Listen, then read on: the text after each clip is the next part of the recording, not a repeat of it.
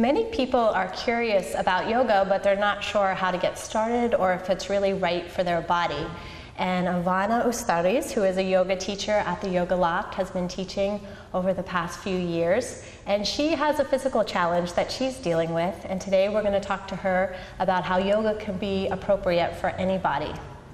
So Ivana, yoga is meant as a union between the spiritual and the physical. So how is it that we can really use yoga to help our physical bodies? I keep going back to this, but you just feel great. Mm-hmm. Your body releases tension simply by stretching and moving the breath and moving fluid, circulation increases. It opens you and you feel so good. Mm-hmm.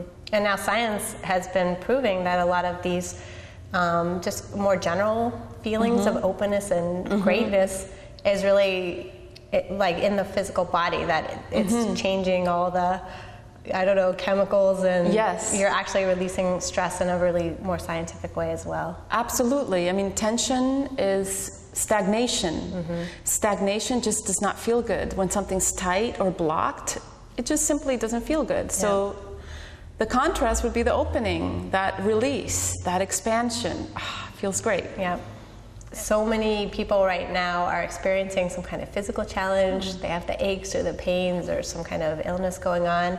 And I know you have Lyme's disease, and you can actually work with whatever disease or aches or pains that you have. So how does that work? How can you use yoga for a physical challenge? Yeah, yoga can be used at any time, with any disease, with any physical injury. With Lyme disease, I'm experiencing inflamed joints. So my shoulder joint's a bit inflamed and it's sore.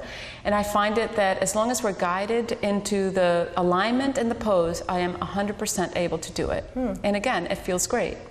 And so do you help people make adjustments if they have something physical going on and they can't do it exactly the way the teacher is instructing them? Yep, we guide them through the poses verbally or with hands-on assists. And get them into that pose that's accessible and will be healing. How do you reduce the risk of getting injured when you do yoga? I know some people are afraid if they get started that they might hurt themselves. Find a great teacher who's going to help you, who's going to guide you. And, you know, they're like the tour guide in the beginning.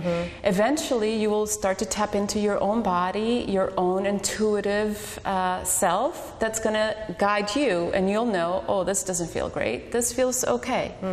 So you start trusting yourself and the wisdom from your body. Yeah. And can you recommend a cure-all pose, a pose that would really work for anyone's body to have that opening happen?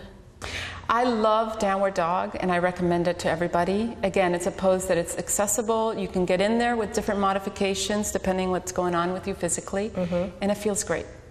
Sounds good to me. Yoga not only benefits your body, it can benefit your mental and emotional health, and that's what we'll be exploring next week on Health and Wellness with Ivana. And until then, if you're interested in more information on yoga and yoga classes right here in town, you can visit the Yoga Loft website. And until then, be healthy, be happy, be well.